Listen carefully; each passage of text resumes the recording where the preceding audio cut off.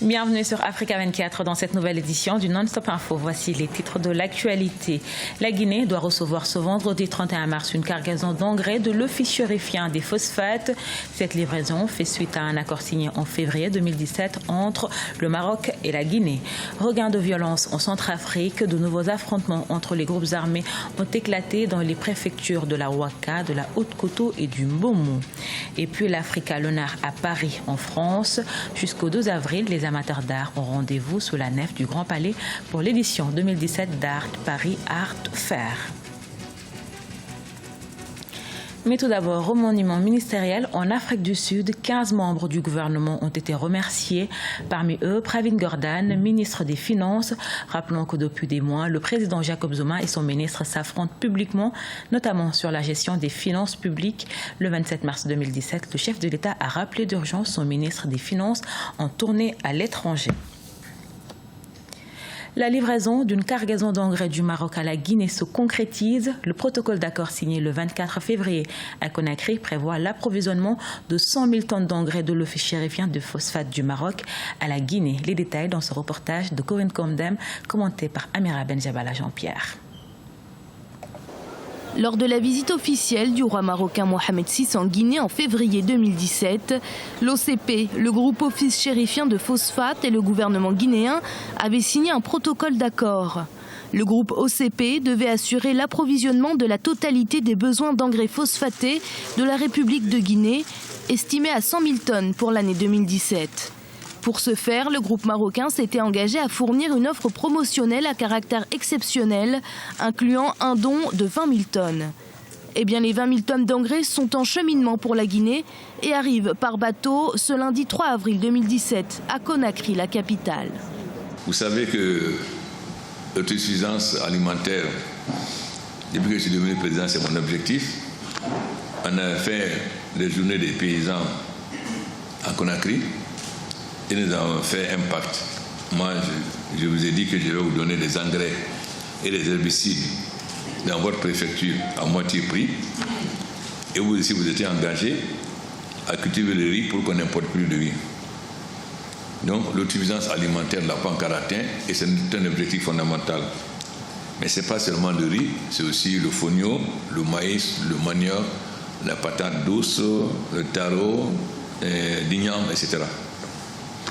Il est extrêmement important qu'on revoie cette situation. Cet accord s'inscrit dans le cadre du partenariat Sud-Sud entre les deux pays et vient consolider la collaboration initiée en 2014 entre le groupe OCP et l'État guinéen. L'objectif était de dynamiser le secteur agricole guinéen afin de permettre au pays d'assurer un meilleur rendement agronomique et d'atteindre l'autosuffisance alimentaire.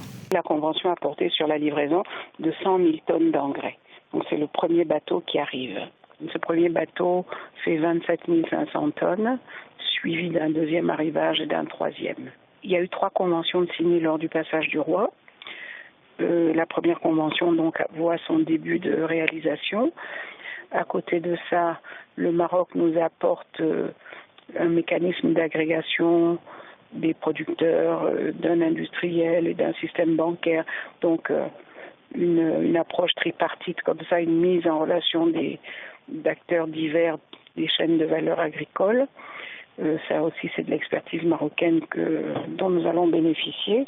Cette collaboration entre l'OCP et les autorités guinéennes inclut également l'élaboration de la carte de fertilité pour la Guinée et l'organisation de la caravane agricole Guinée. Ces démarches viennent consolider les différentes initiatives entreprises en faveur de l'agriculture lors des 3 dernières années par le gouvernement guinéen. Divers projets pilotes sont en cours et plusieurs cadres et techniciens guinéens sont en train d'être formés dans le domaine de l'agriculture.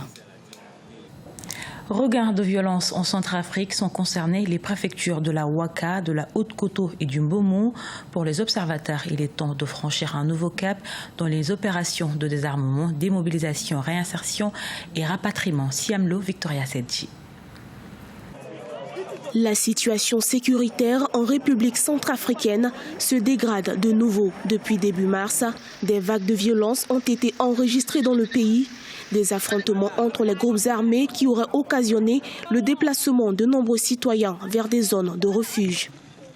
Il y a une recrudescence de ces affrontements ces derniers jours et le déplacement de population s'accentue du côté est du pays qui était jusque-là épargné, où on observait seulement des exactions par des groupes armés, notamment le LLRA. Depuis septembre, nous observons à peu près 100 000 déplacés. Cette situation critique intervient dans un contexte de désarmement et de démobilisation en cours visant à assurer la sécurité des populations et organiser le retour de plusieurs centaines de réfugiés centrafricains. Les affrontements de ces derniers temps, c'est plus une lutte de pouvoir entre les groupes armés, notamment sur les voies de transhumance, mais aussi autour des ressources naturelles. Ces affrontements ont un impact direct sur les populations. L'accès aux populations s'amenuise au fil du temps quand ces combats continuent. Et donc, il est important qu'on arrive à une pacification pour nous permettre d'avoir accès aux populations. Pour de nombreux observateurs, il faudra agir rapidement avant que la Centrafrique ne sombre de nouveau dans la crise qu'elle avait connue entre 2013 et 2016. Il convient de rappeler que les besoins humanitaires de ces violents heurts, évalués à 399,5 millions de dollars, n'ont pu jusque-là recueillir que 5% de financement.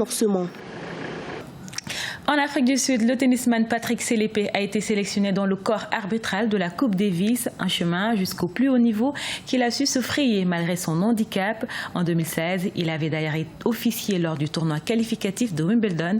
Son portrait avec Ibrahima Djoumaba. Il est devenu un symbole du sport sud-africain en général et du tennis en particulier. Lui, c'est Patrick Selepe. Depuis quelques années, il connaît beaucoup de succès sur la scène internationale malgré son handicap. Actuellement, il officie comme arbitre pour la Coupe Davis. C'est incroyable cet honneur pour moi d'être ici comme arbitre de chaise pour la première fois pour la Coupe Davis. C'est une grande réussite pour moi, je ne l'ai jamais vu venir. J'apprécie vraiment la chance qui m'a été offerte. De joueur de tennis, Patrick Selepe est devenu entraîneur et maintenant arbitre international. Pourtant, le chemin n'a pas été facile pour cet ambassadeur du tennis africain. Il est fier des performances qu'il a pu réaliser dans sa carrière. This is my trophy for when I stopped playing. Voici mon dernier trophée en tant que joueur de tennis. J'ai joué mon dernier tournoi à Maurice en 2015. C'est très important parce que c'était là que j'ai pris ma retraite sur le circuit professionnel en fauteuil roulant. Je ne suis pas sûr de retourner dans un tournoi, alors ce titre est symbolique pour ma carrière. Très connu en Afrique du Sud pour son expérience, Patrick Selepe a officié en 2016 lors du tournoi qualificatif de Wimbledon. Il a perdu sa jambe gauche à cause d'un cancer des os en 1996. Patrick Selepe pratique son sport favori sur fauteuil roulant. L'Afrique a l'honneur à Paris en France. Jusqu'au 2 avril, les amateurs d'art ont rendez-vous sous la nef du Grand Palais pour l'édition 2017 d'Art Paris Art Fair. L'occasion d'admirer une belle sélection d'œuvres modernes exposées par 139 galeries internationales et notamment celles d'artistes contemporains africains. Hortense Assaga, Mélina Bokassa.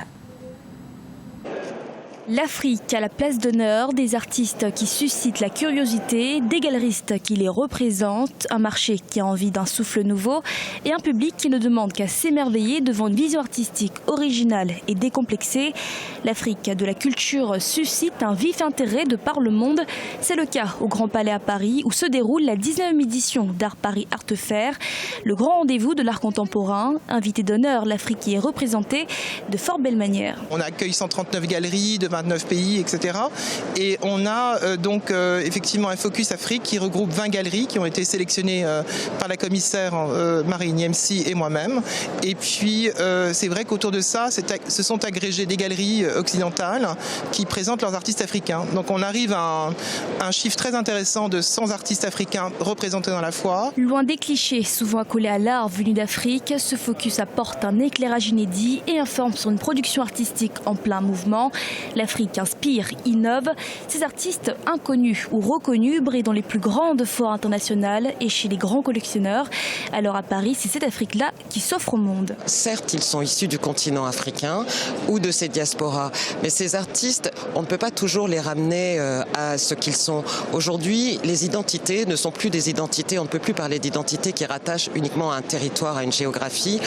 Les identités sont faites de multi-appartenances, elles incorporent toutes nos histoires. Dans un marché de l'art très concurrentiel, l'Afrique qui apparaissait en retrait montre à ce jour toute l'étendue de ses talents. C'est aussi pour les galeristes et les artistes une opportunité de se confronter au monde de l'art. Il ne faut pas non plus que ça soit juste un effet de mode et qu'on retombe dans 4-5 ans dans une sorte d'incognito. Donc voilà, il ne faut surtout pas que ce soit un effet de mode, il faut vraiment que ça corresponde à un courant profond et une reconnaissance réelle et pas juste une forme de déculpabilisation du passé.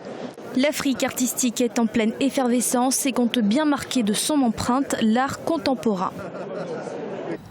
Ce journal a été réalisé par l'ensemble de la rédaction. Nous vous remercions pour votre fidélité. Dans un instant, une nouvelle édition de l'actualité sur Africa 24.